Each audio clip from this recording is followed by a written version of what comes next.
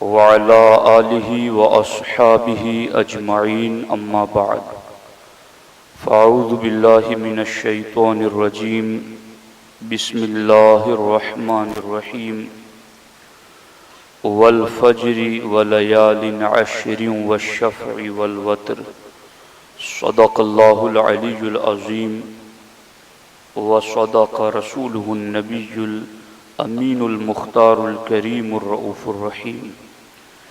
انتہائی احترام و عقیدت کے ساتھ حضور سید المرسلین خاتم الانبیاء شفیع المذنبین رحمت للعالمین خاتم المعصومین راحت العاشقین صلی اللہ تعالی علیہ وآلہ واصحابہ وبارک وسلم کی بارگاہ میں اپنی غلامی کا ثبوت دیں اور جس طریقے سے میں پڑھا ہوں میرے ساتھ مل کر حضور دل کے ساتھ نذرانہ محبت پیش کریں۔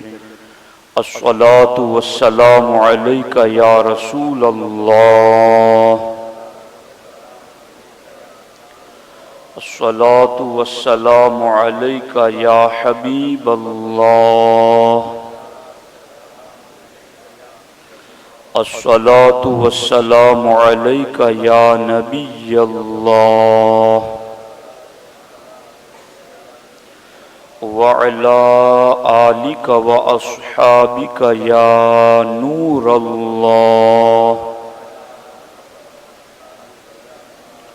صلی اللہ تعالی علیہ وسلم۔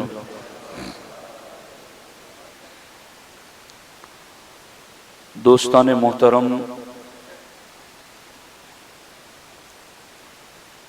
ماہ ذی الحجہ کے حوالے سے پہلے چاند کی خبر موصول ہو رہی ہے۔ شرعی شہادت کے بعد اس کا اعلان باضابطہ کیا جائے گا، لیکن قرائن احوال کے اعتبار سے آج ذی الحجہ کی پہلی تاریخ ہے۔ اس سلسلے میں جس طریقے سے ماہ رمضان کی آمد سے پہلے استقبال ماہ رمضان کے حوالے سے اجتماعات ہوتے ہیں جن میں قوم کو اس بات کی خبر دی جاتی ہے کہ کس قدر عظمت و برکت والا مہینہ آنے والا ہے، اسی طریقے سے ذی الحجہ کی آمد سے قبل بھی اس کا اہتمام کیا جانا چاہیے۔ سنی اجتماع میں ہم نے اتوار کو اس پر ایک تفصیلی گفتگو آپ کی خدمت میں عرض کی تھی۔ آج اسی کے حوالے سے چند ضروری باتیں آپ تک پہنچانا چاہتا ہوں۔ اللہ رب العزت قرآن مجید میں ارشاد فرماتا ہے، اثنا عشر شہرا فی کتاب اللہ یوم خلق السماوات والارض، کہ اللہ نے جب سے آسمان اور زمین کو پیدا کیا ہے تب سے اللہ تبارک و تعالی نے ایک سال کے 12 مہینوں کی گنتی رکھی ہے۔ ایک سال کے 12 مہینے جب سے اللہ نے آسمان و زمین بنائے ہیں تب سے ہی جاری ہیں، اور رب فرماتا ہے منہا اربعۃ حرم، ان 12 مہینوں میں 4 مہینوں کو ہم نے خاص طور پر عظمت عطا کی ہے، جنہیں شریعت کی اصطلاح میں اشہر الحرم کہا جاتا ہے، حرمت والے مہینے۔ وہ 4 مہینے کون سے ہیں جنہیں رب قرآن میں احترام والے مہینے فرماتا ہے؟ تو ان میں سے ایک ذی قعدہ، ذی الحجہ، محرم اور رجب شریف، یہ 4 مہینے ہیں جنہیں حرمت والے مہینے، عظمت والے مہینے کہہ کر رب نے قرآن میں ان کا ذکر فرمایا۔ تو ذی الحجہ کا مہینہ حرمت والے مہینوں میں سے ایک مہینہ ہے، اور دوسری بات یہ بھی ہے، ہمارے نبی علیہ السلام ارشاد فرماتے ہیں وَأَعْظَمُهَا حُرْمَةً ذُو الْحِجَّةِ کہ حرمت والے مہینوں میں تو ذی الحجہ ہے ہی گئے، مگر حرمت والے مہینوں میں بھی سب سے زیادہ جس مہینے کا احترام ہے اسے ذی الحجہ کہتے ہیں۔ ایک تو حرمت والا مہینہ، اور پھر حرمت والے مہینوں میں بھی اس مہینے کی شان سارے حرمت والے مہینوں سے افضل ہے۔ اور اسی کے ساتھ ساتھ اس مہینے کی عظمت و اہمیت کا اندازہ اس سے بھی ہم لگا سکتے ہیں کہ رب نے قرآن میں والفجر ولیال عشر والشفع والوتر فرما کر 4 مرتبہ اللہ نے اس مہینے کی قسم یاد فرمائی ہے۔ والفجر، حضرت عبداللہ ابن عباس رضی اللہ تعالی عنہما فرماتے ہیں کہ جن 10 راتوں کی اللہ رب العزت نے وَلَيَالٍ عَشْرٍ فرما کر قسم یاد فرمائی، اس سے ذی الحجہ کی 10 راتیں مراد ہیں۔ اور آگے فرماتے ہیں وَالشَّفْعِ، اس سے مراد قربانی کا دن یعنی 10ویں ذی الحجہ کی رب نے قسم یاد فرمائی۔ والوتر، اس سے مراد ہے رب ذوالجلال نے 9ویں ذی الحجہ یوم عرفہ کی قسم یاد فرمائی ہے۔ اور آگے والفجر، فجر کی قسم، اس سے کیا مراد ہے؟ تو صاحب خزائن العرفان علامہ سید نعیم الدین مراد آبادی علیہ الرحمہ فرماتے ہیں والفجر سے اس صبح کی قسم، یعنی اس سے مراد یا تو یکم ذی الحجہ کی صبح ہے، جیسے آج کا جو دن گزر رہا ہے جو صبح ہوئی، یکم ذی الحجہ کی قسم ہے، یا پھر اس سے عید الاضحیٰ کی صبح کی قسم مراد ہے۔ تو اب آپ غور فرمائیں کہ یہ کتنا برکتوں والا مہینہ ہے کہ جس مہینے کی 10 راتیں پہلی ان کی بھی رب قسم یاد فرماتا ہے، اور 9ویں ذی الحجہ کی بھی رب قسم یاد فرماتا ہے، 10ویں ذی الحجہ کی بھی رب قسم یاد فرماتا ہے، 10ویں کی صبح کی اور ذی الحجہ کی پہلی صبح کی بھی رب قسم یاد فرماتا ہے۔ تو اس کے اندر کس قدر زیادہ اہمیتیں ہیں، اسی لیے قرآن مجید میں اس کی اہمیت کی طرف ایک اور مقام پر بھی یوں اشارہ کیا گیا۔ رب فرماتا الحج اشہر معلومات، کہ حج کی ادائیگی کے لیے معلوم مہینے، ہر مہینے میں حج ادا نہیں ہو سکتا، اس کے لیے معلوم مہینے، جانے ہوئے مہینے، اور حج کے ان 3 مہینوں میں ذی الحجہ کی ابتدا کے 10 دن بھی شامل ہیں، جن 10 دنوں کو بھی اشہر معلومات میں شامل کیا گیا ہے۔ اسی طریقے سے اللہ رب العزت نے قرآن مجید میں ارشاد فرمایا وَيَذْكُرُ اسْمَ اللَّهِ فِي أَيَّامٍ مَعْلُومَاتٍ، کہ معلوم دنوں میں، وہاں کیا تھا اشہر معلومات، یہاں کیا ہے ایام معلومات۔ رب فرماتا ہے کہ ایام معلومات میں بھی تم اللہ کا ذکر کرو۔ تو یہ ایام معلومات کیا ہیں؟ اس کی تفسیر میں بھی مفسر کرام لکھتے ہیں کہ ایام معلومات سے مراد بھی ذی الحجہ کے پہلے 10 دن مراد ہیں، جن میں اللہ نے خصوصیت کے ساتھ ذکر کا حکم عطا فرمایا۔ اسی طریقے سے قرآن میں دوسری جگہ وَاذْكُرُوا اللَّهَ فِي أَيَّامٍ مَعْدُودَاتٍ، اب یہاں معلومات نہیں، یہاں معدودات ہے۔ تو یہاں معدودات سے کیا مراد ہے؟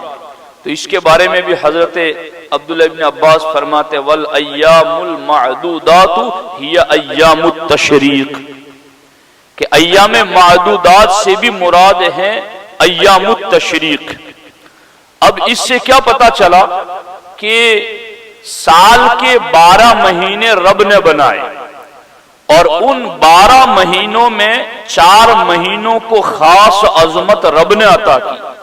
ان 4 عظمت والے مہینوں میں ایک ذی الحجہ، اور پھر ان چاروں میں بھی سب سے زیادہ احترام کے لائق پھر ذی الحجہ، اور پھر ذی الحجہ کے پہلے کے 10 دن اتنے اہم کہ رب نے ان 10 راتوں کی بھی قسم یاد فرمائی، 9ویں کی بھی قسم یاد فرمائی، 10ویں کی بھی قسم یاد فرمائی، ان 10 دنوں کی پہلی صبح کی بھی قسم یاد فرمائی، اور رب نے 10ویں کی صبح کی بھی قسم یاد فرمائی۔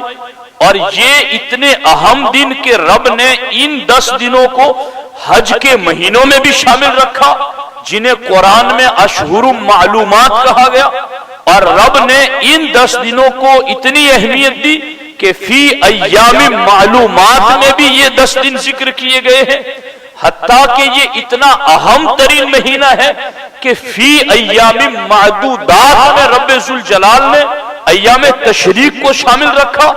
تو اب دیکھتے چلے جائیں کہ شروع سے لے کر اخیر تک رب نے اس مہینے کی عظمت و شان کو بتانے کے لیے چاروں طرف سے ایسے احکامات عطا فرمائے تاکہ بندوں کو اس مہینے کی قدر کا احساس ہو سکے۔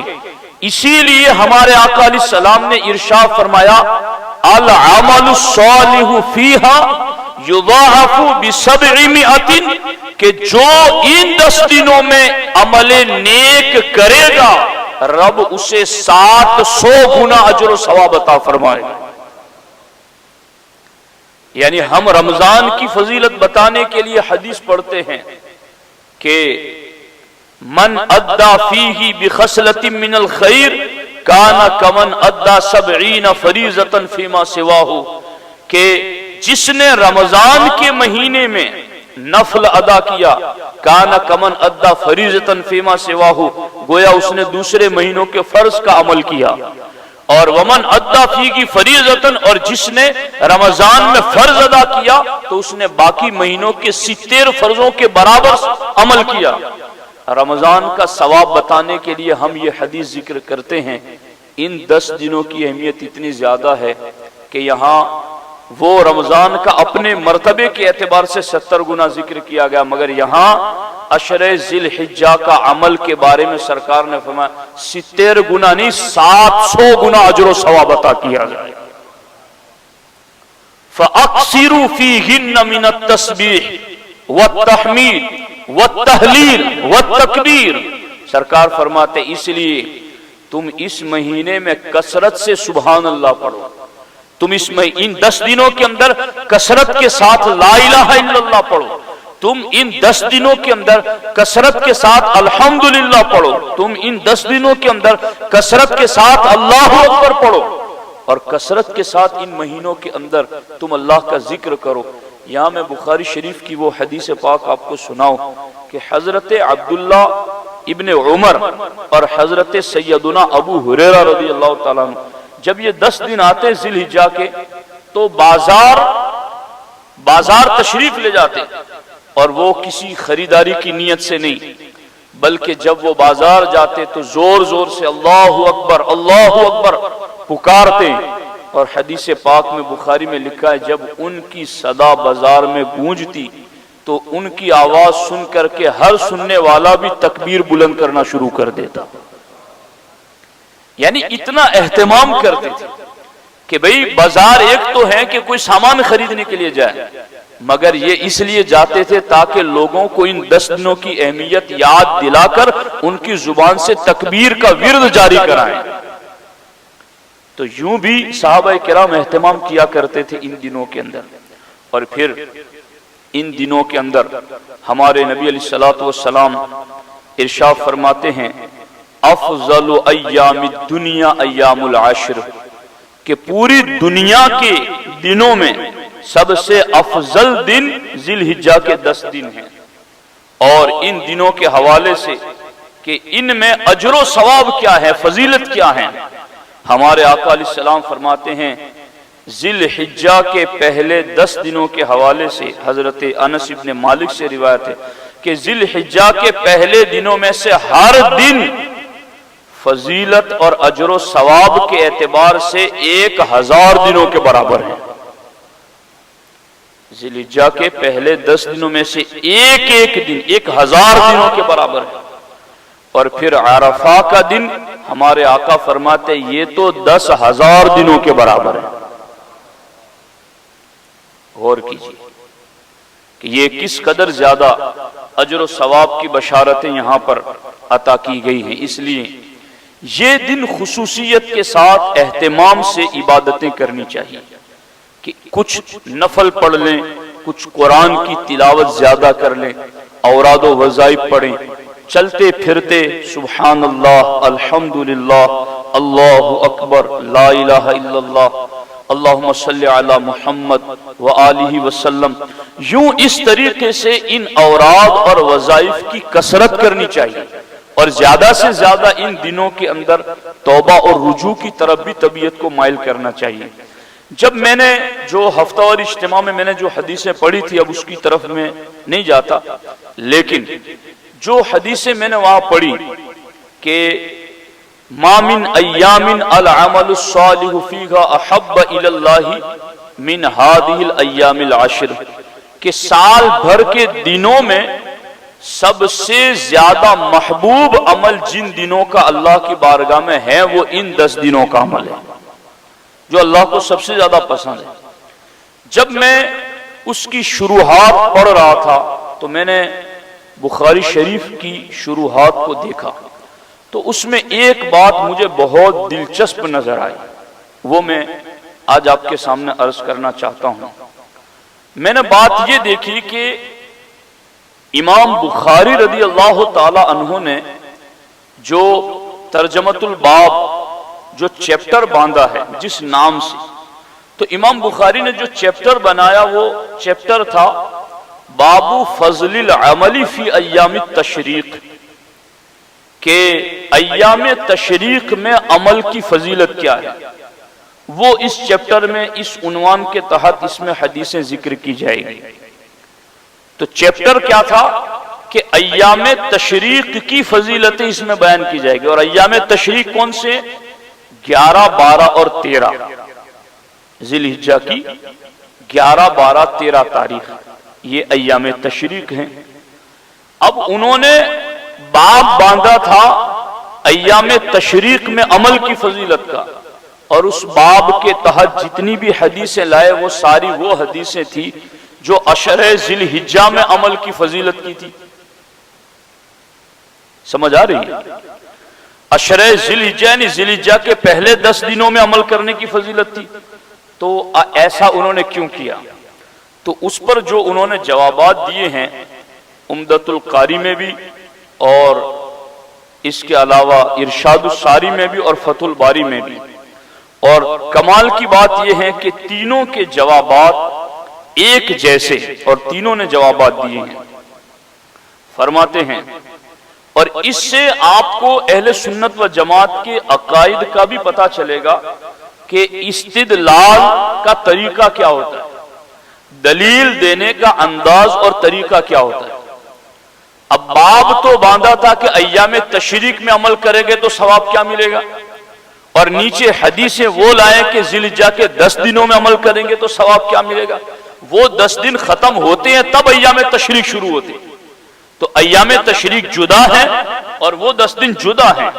جب ایام تشریق کا باب باندھا تو ایام ذی الحجہ عشرہ کی فضیلتوں والی حدیثیں کیوں لائے اس میں؟ تو وہ بیان فرماتے ہیں احدھا، پہلا جواب دیتے ہوئے فرماتے ہیں ان الشیء یشرف بمجاورته للشیء الشریف۔ پہلے اصول ذکر کیا انہوں نے، ہے دھیان آپ لوگوں کا، اے توجہ آپ لوگوں کی۔ فرماتے ان الشیء یشرف بمجاورته للشیء الشریف، فرماتے ہیں کوئی بھی عمدہ چیز، شرف اور عظمت والی چیز ہو تو کوئی دوسری چیز اگر اس کے قریب آ جاتی ہے تو اس شریف شے کے قریب ہونے سے وہ دوسری چیز بھی شرف والی بن جاتی ہے۔ یہ انہوں نے اصول ذکر کیا۔ اب اس اصول کے تحت وہ آگے فرماتے ہیں وَأَيَّامُ التَّشْرِيقِ تَقَعُ تِلْوَ أَيَّامِ الْعَشْرِ، فرماتے ہیں اب ایام تشریق یہ بھی چونکہ ذی الحجہ کے 10 دنوں سے ملے ہوئے ہیں اور ان کے قریب میں ان کا ذکر کیا گیا ہے، فقد ثبتت الفضیلۃ لایام العشر بهذا الحدیث فثبتت بذلك الفضیلۃ لایام التشریق. فرماتے ہیں جب یہ اصول طے ہیں کہ عمدہ اور شرف والی چیز کے قرب کی وجہ سے قریب ہونے والی چیز بھی شرف پا جاتی ہے، تو پھر ایام تشریق ان 10 ذی الحجہ کے دنوں سے قریب ہے، اس لیے جو فضیلت ذی الحجہ کے 10 دنوں کی ہے وہی فضیلت ایام تشریق کی ہے.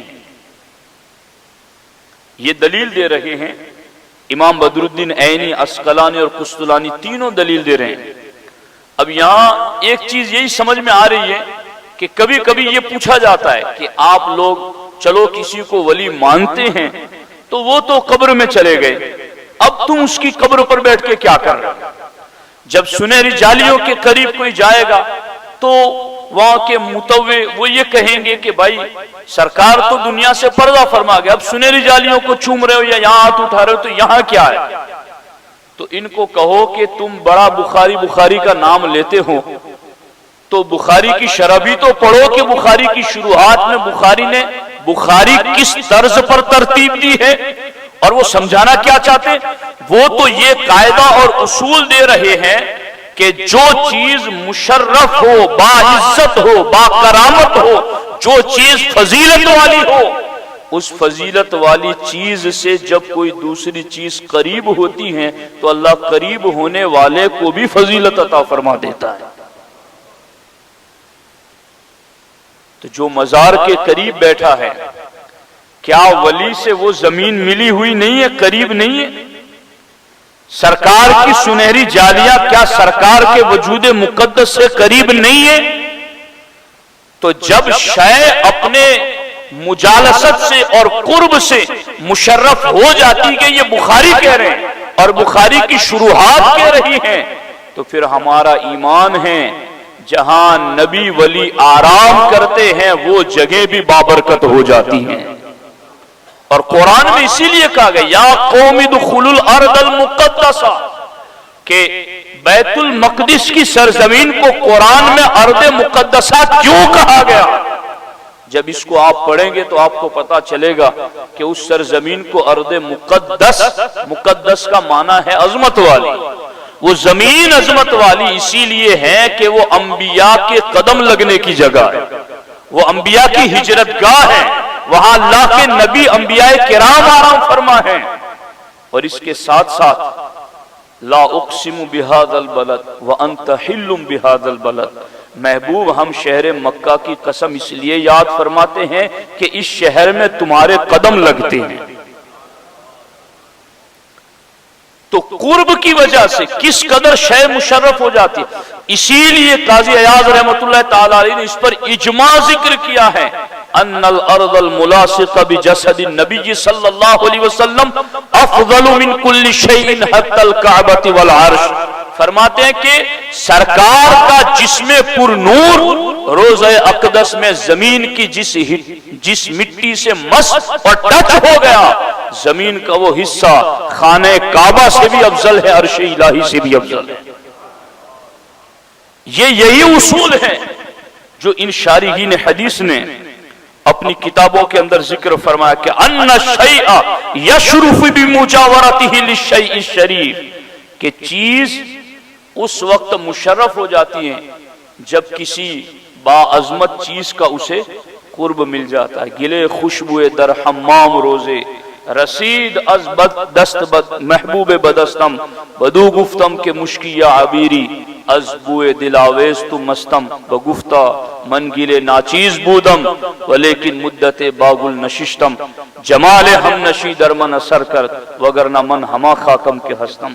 شیخ سعدی کہتے ہیں کہ میں نے مٹی سے حمام میں پوچھا کہ مٹی تو خوشبودار کیسے ہو گئی؟ کہا میں تو وہی ناچیز مٹی تھی، مجھ میں کوئی خوشبو نہیں تھی، مگر مدت باگل نششتم، ایک مدت تک مجھے پھولوں کا قرب مل گیا. جمال ہم نشی در من اثر کر، مجھ میں تو کوئی کمال نہیں تھا، میرے ہم نشی کا کمال ہے کہ اس کا جلوہ مجھ میں اتر آیا ہے. تو یہ ایک عقیدے کی طرف میں نے آپ کی توجہ دلا دی. اب ایام تشریق اگرچہ 11، 12، 13 ہیں، اور حدیث ساری ذی الحجہ کے پہلے 10 دنوں کی فضیلت کی امام بخاری لائے، مگر فرماتے یہ اس وجہ سے کہ یہ قرب ہے، تو قرب کی وجہ سے اللہ نے جو پہلے 10 دنوں کو فضیلت دی وہی فضیلت رب نے ایام تشریق کو بھی عطا فرمائی۔ اور آگے اس کی ایک دوسری دلیل بھی ذکر فرماتے ہیں کہ ان عشر ذی الحجۃ انما شرف لوقوع اعمال الحج فیہ وبقیۃ اعمال الحج تقع فی ایام التشریق کالرمی والطواف وغیر ذلک من تتماتہ۔ فرماتے ہیں کہ دوسری دلیل کہ یہ دونوں کا شرف کا معاملہ ذی الحجہ کے 10 دن اور ایام تشریق دونوں کی فضیلتیں یکساں ہیں، اس کی دوسری دلیل کیا ہے؟ فرماتے اس وجہ سے کہ حج کے اعمال، حج کے فرائض، حج کے واجبات اور ارکان یہ ذی الحجہ کے پہلے 10 دنوں میں بھی ہیں اور 10 دنوں کے بعد ایام تشریق میں بھی ہیں۔ کیسے؟